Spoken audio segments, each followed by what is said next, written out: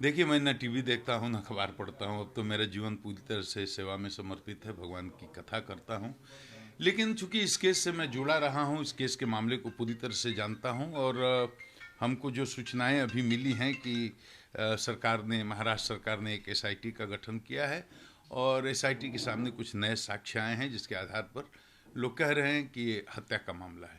मैं इतना ही कहना चाहूँगा कि जब मैं डीजी सुशांत सिंह का केस का मामला तो पूरी तरह से खत्म हो चुका था, 20 दिन के बाद कहीं अखबार में नाम था, आपने सुना था कहीं? महाराष्ट्र में भी ये न्यूज में नहीं था। सुसाइड करके केस को करीब करीब मुंबई पुलिस ने क्लोज ही कर दिया था। मामला तो देश भर में सुर्खियों में तब आया जब मैंने यहाँ मुकदमा दर्ज कराया। उसके बाद मैंने यहाँ से टीम भेजी। टीम के साथ क्या हुआ ये दोहराने की जरूरत नहीं है, पूरा देश जानता है। 4 अधिकारियों की टीम हमने भेजी।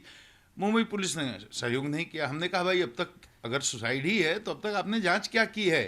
केस क्या हुआ है वो हमको दे दीजिए, यूडी केस क्या हुआ उसकी नकल दे दीजिए, आपने पोस्टमार्टम कराया उसकी नकल दे दीजिए, आपने फोटोग्राफी कराई वो हमको दिखा दीजिए।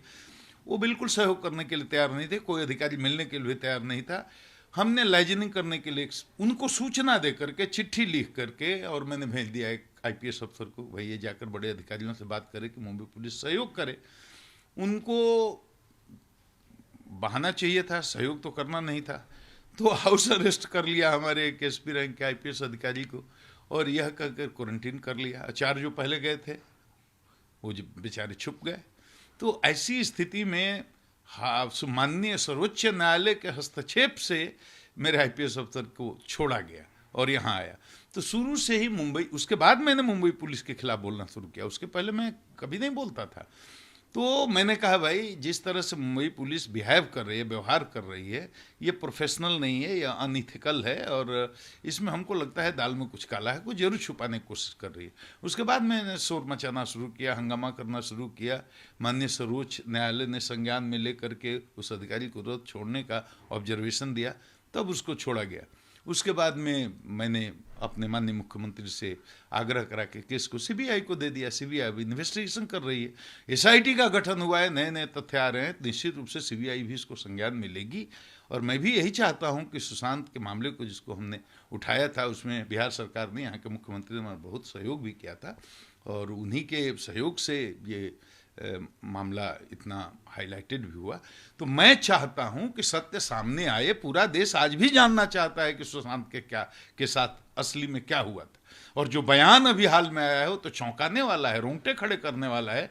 देश में फिर एक बार सुशांत सुर्खियों में आ गए हैं।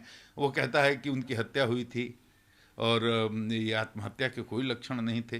तो सीबीआई को इसको संज्ञान में लेना चाहिए, क्योंकि इन्वेस्टिगेशन तो सीबीआई कर रही है। एसआईटी को जितनी भी सूचनाएं और जितने भी साक्ष्य आते हैं वो शेयर करना चाहिए सीबीआई के साथ। क्यों इस केस को दिशाहीन बनाने की कोशिश की गई? यही बात तो मैं पूछ रहा हूं, तब से पूछ रहा हूं। पूरे देश के सामने मैंने चिल्ला चिल्ला करके मीडिया से कहा है कि भाई, अगर सब कुछ फेयर ही था और उनका इरादा भी कुछ गलत नहीं था, तो हमारी टीम गई थी, उनके साथ सहयोग करते, बोल देते कि भाई आपको अधिकार नहीं है यहाँ इन्वेस्टिगेशन करने का, हम वापस आ जाते, हम कोर्ट के थ्रू फिर आदेश लेकर के जाते।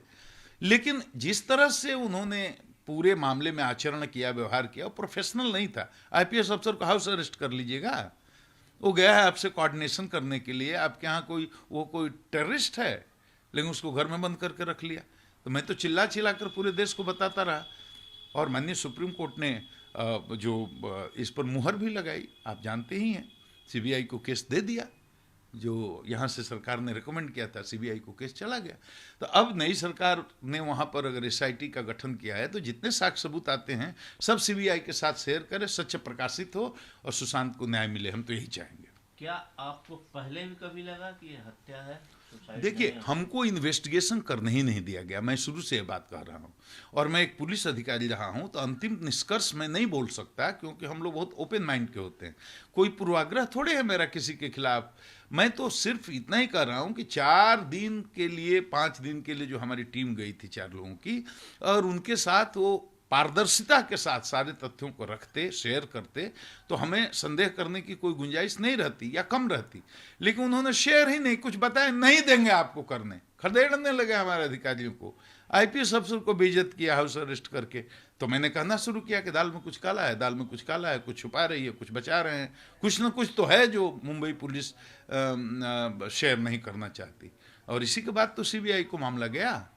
तो अब तो सरकार वहाँ अनुकूल है, छुपाना नहीं चाहती है। तो सरकार को चाहिए कि एसआईटी निष्पक्षता से काम करे और गहराई से काम करे और सीबीआई के साथ कोऑर्डिनेट करे और सुशांत को न्याय मिले। आपने बहुत सा केस देखे होंगे, क्या ऐसा कॉम्प्लिकेटेड केस बहुत कॉम्प्लिकेटेड, बहुत नहीं, बहुत कॉम्प्लिकेटेड केसेज आए हैं, लेकिन केस का इतना जो बैड हैंडलिंग हुआ, मुंबई पुलिस को कहते हैं कि देश की सबसे अच्छी पुलिस है, लेकिन इस केस में जितना बुरे तरह से उन्होंने इन्वेस्टिगेशन किया, अनएथिकल बिहेवियर किया, वो बहुत दुखद है, वो बहुत दुखद है। उसका मुझे बहुत दुख है। आपको लगता है सच अब सामने आ जाएगा?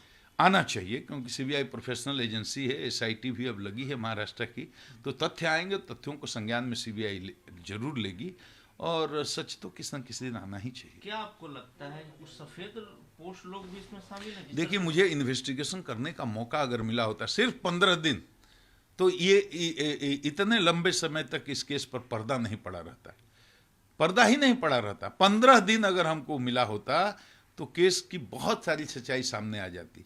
और मुझे तो संदेह है कि सीबीआई भी खोज पाएगी कि नहीं। सीबीआई पूरी मुस्तैदी से लगी होगी, ये मुझे पूरा विश्वास है। लेकिन मुझे ऐसा लगता है कि साक्ष्यों को इतना उलट पलट कर दिया गया है और साक्ष्यों को नष्ट करने की कोशिश की गई है कि सीबीआई भी कहाँ तक कर पाएगी। इसीलिए कह रहा हूँ कि एसआईटी को सहयोग करना चाहिए सीबीआई।